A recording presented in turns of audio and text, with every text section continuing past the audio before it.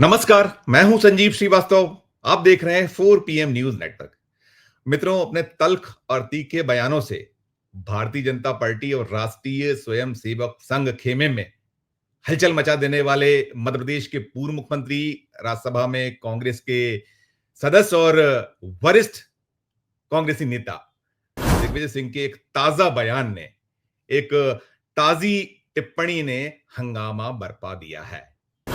मसला मामला पूरा क्या है वो आपको आगे बताऊंगा, लेकिन ये मामला सुर्खियों में आने के बाद से रार मची हुई है, तकरार मची हुई है। और ये जो कहीं द्वंद है, दो दिग्गज कांग्रेसी नेताओं के बीच छिड़ गया है। दिग्विजय सिंह तो है ही, साथ में सामने कमलनाथ है। और कमलनाथ ने जो एक कहीं जवाब दिया है, उस जवाब ने जो राजनीतिक हलचल होती है उसमें आग में घी का काम कर दिया है।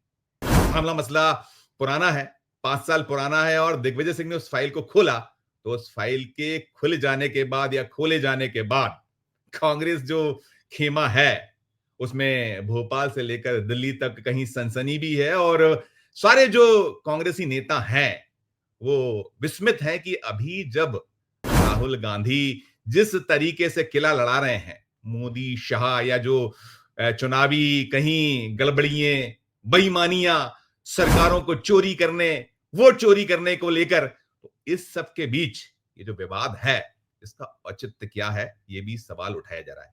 मसला मामला कुछ यूं है कि मध्य प्रदेश के पूर्व मुख्यमंत्री और राज्यसभा में कांग्रेस के सदस्य दिग्विजय सिंह ने गोदी मीडिया के एक जो मध्य प्रदेश का जो प्लेटफॉर्म है, उस पर एक इंटरव्यू दिया। और उस इंटरव्यू में वो जो 5 साल पहले मध्य प्रदेश में कमलनाथ की सरकार कैसे गिरी थी, क्यों गिरी थी, इसे लेकर एक रहस्योद्घाटन किया। और उस रहस्योद्घाटन में कहीं ना कहीं जो कमलनाथ खेमा है, स्वयं कमलनाथ है, उनमें एक बौखलाहट पैदा कर दी है। दरअसल दिग्विजय सिंह ने यह कह दिया है कि जो सरकार उस समय गिरी थी, वो सरकार विचारधारा की लड़ाई की वजह से नहीं गिरी थी। झगड़ा दो दिग्गजों के बीच जो विवाद था, द्वंद था, उस वजह से वो सरकार गिरी थी।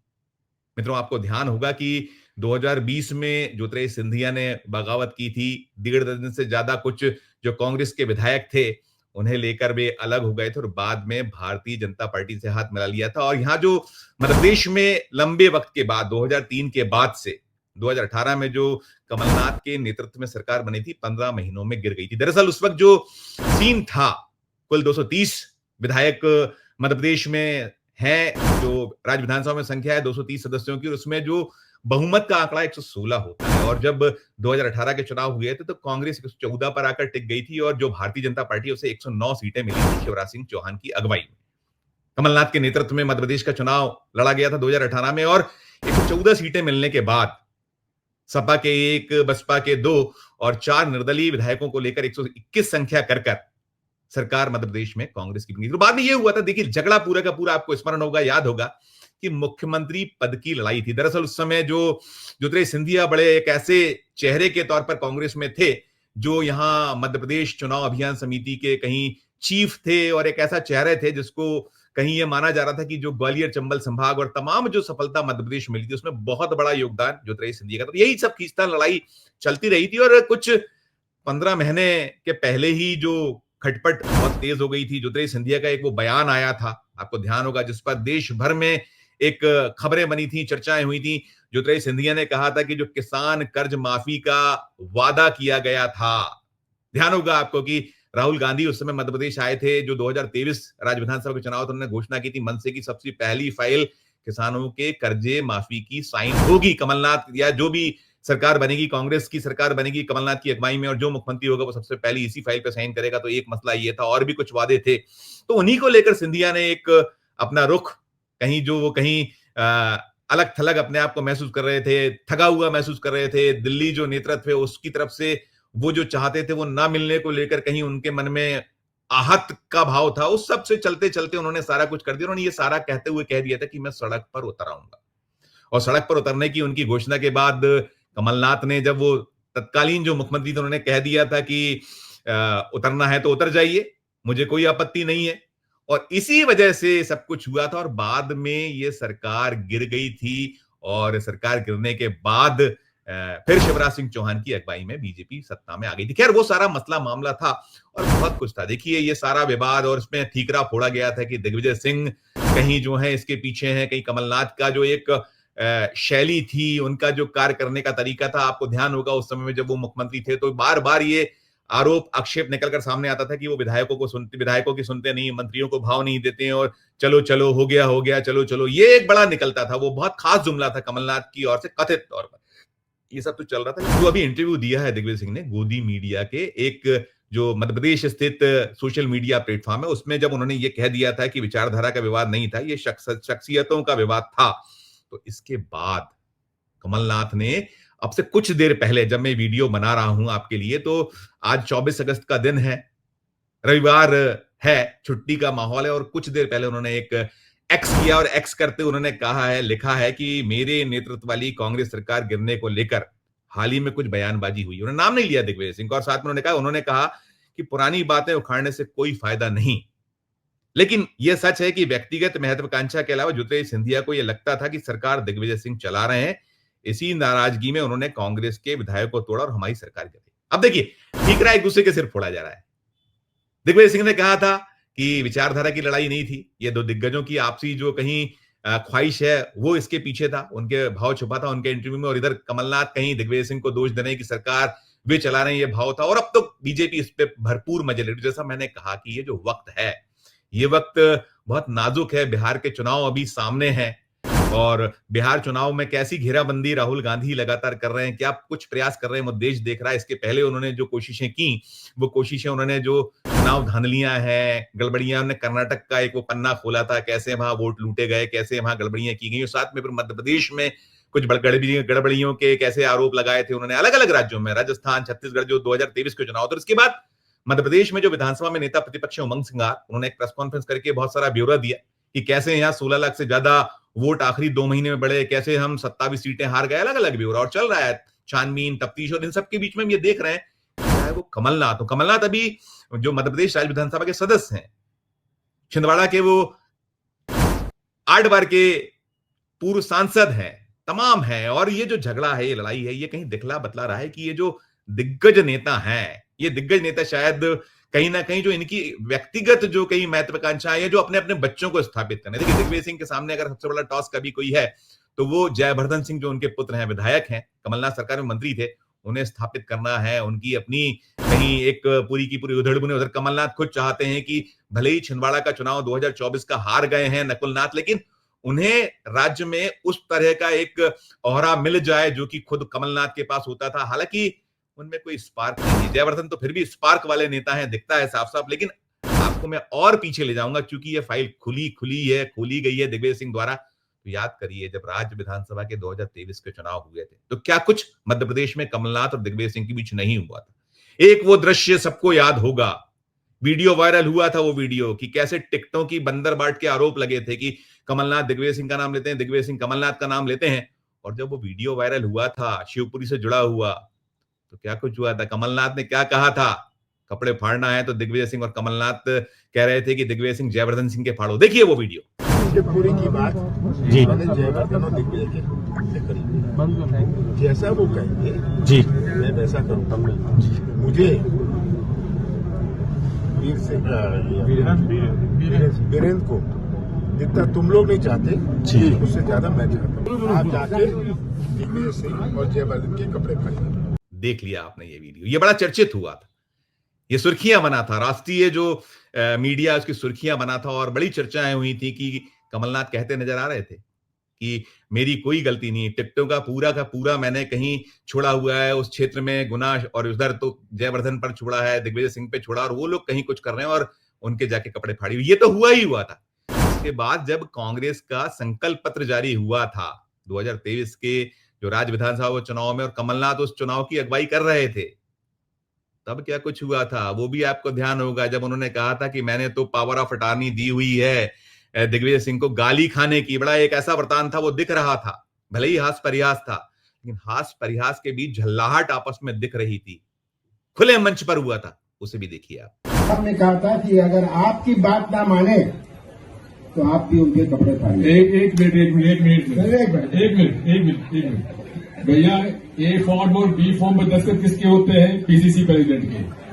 तो कपड़े किसके फटने चाहिए बताओ? अच्छा, मेरा और दिग्विजय सिंह का संबंध राजनीतिक नहीं है, हंसी मजाक का है, प्यार का है। दिग्विजय सुनते रहो। और मैंने बहुत पहले इनको एक पावर ऑफ अटॉर्नी दी थी अपनी। वो पावर ऑफ अटॉर्नी थी कि कमलनाथ के लिए आप पूरी गालियां खाइए, ठीक है? तो ये पावर ऑफ अटॉर्नी आज के दिन भी वैलिड है। लेकिन ये भी सुन लीजिए, गलती कौन कर रहा है ये पता होना चाहिए। देखिए, गलती हो या नहीं हो, गाली खानी है। तो मेरा संबंध इनसे बहुत पुराना है। जैसे मैंने कहा, राजनीतिक संबंध नहीं है, हमारा पारिवारिक संबंध है। तो ये भैया एक मिनट, बीजेपी अपनी चला दे। बात हम ये कह रहे हैं कि भाई शंकर का जी का काम यही है ग्रीस पीने का, तो पिएंगे। इन्होंने बहुत सारे कड़वे घूट मेरे लिए पिए हैं, आगे भी पीने पड़ेंगे, ना चल। तो मित्रों, आपने देख लिया, ये जो दिग्विजय सिंह ने कहीं वो पुरानी फाइल खोली है, तो वो उनके मन में कहीं ना कहीं वो भाव, वो मलाल है। वो जो कमलनाथ और दिग्विजय सिंह पहले एक माने जाते रहे थे, लेकिन हम ये देख क्या पा रहे हैं कि ये जो सारा कुछ वृतांत आपने देखा कि 2023 के विधानसभा चुनाव के दौरान टिकटों की कथित बंदरबांट, आरोप, आक्षेप, उस पर कमलनाथ का कहना कपड़े फाड़ना है तो आप फाड़िए किसके?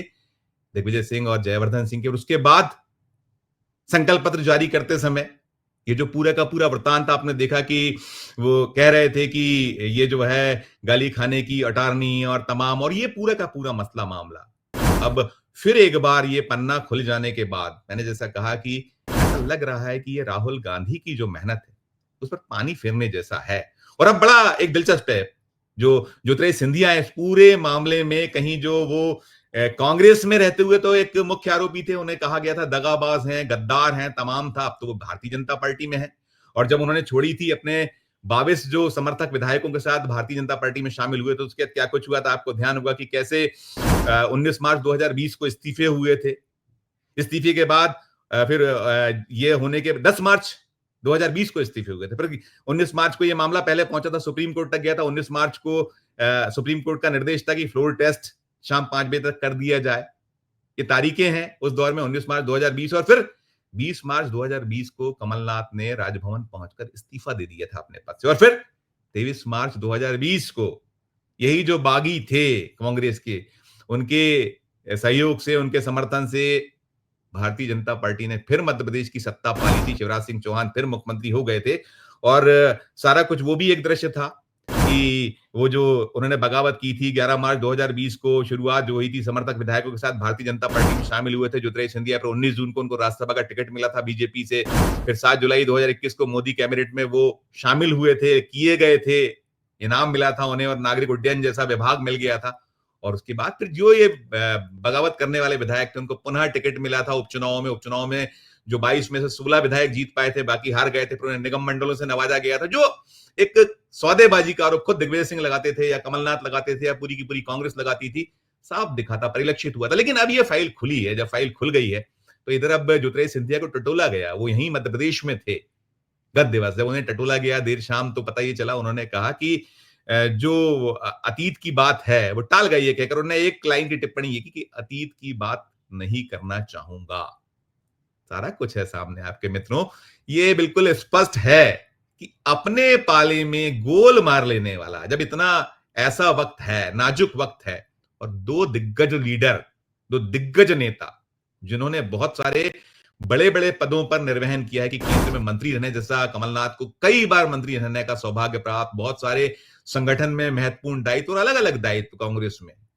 मध्य प्रदेश के मुख्यमंत्री दिग्विजय सिंह तो अभी राज्यसभा के सदस्य हैं कांग्रेस के टिकट पर मध्य प्रदेश से, पूर्व मुख्यमंत्री हैं मध्य प्रदेश के, और कितने सारे राज्यों के प्रभार संभालना, तमाम करना। और ये कहीं जो मैंने कहा कि क्या महत्वाकांक्षा है, क्या इसके पीछे की कहानी है, क्यों अपने ही पाले में गोल मारे जा रहे हैं, समझ से परे। लेकिन ये पूरा मामला बेहद रोचक, बेहद एक सनसनीखेज भी है। और दिग्विजय सिंह ने फाइल खोली है तो ये कमलनाथ का पलटवार आया। उधर जैसा मैंने कहा, बीजेपी तो मजे ले रही, बीजेपी कह रही है अब इस पूरे मामले पर उसकी तरफ से निकल कर आ रहा है, वो कह रही है कि हम तो कहते ही थे कि ये जो मध्य प्रदेश में सत्ता फिर मिस्टर बंटाधार यानी दिग्विजय सिंह के हाथों में आ गई है। 2003 में उमा भारती ने यही एक तमगा दिग्विजय सिंह को दिया था और उससे आज तक उभरे नहीं है, उभर नहीं पाए हैं।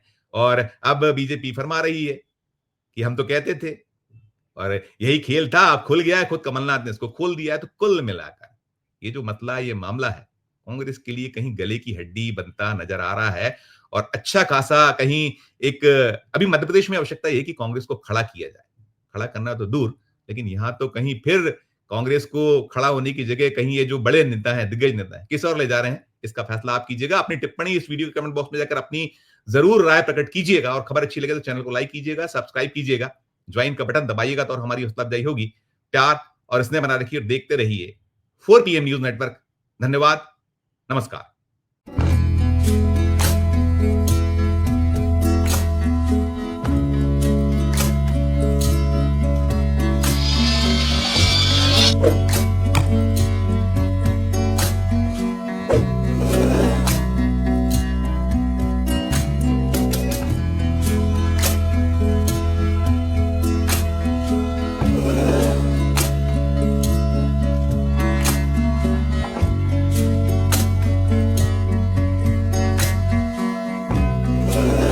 Thank you.